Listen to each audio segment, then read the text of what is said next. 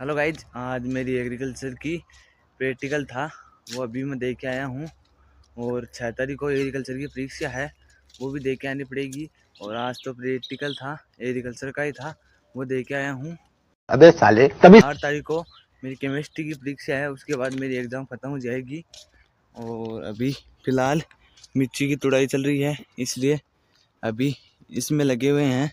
तेरे बाप को मत सिखा, चल। वो तोड़ तोड़ के अंदर रखी हुई है, आपको दिखाता हूँ।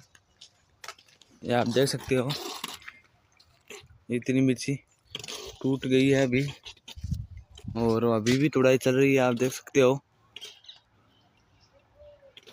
और साथ में काकड़ी की तुड़ाई चल रही है। कल मंडी बंद थी, इसलिए काकड़ी आप देख सकते हो कितनी मोटी हो गई, कल तोड़ी नहीं इसलिए।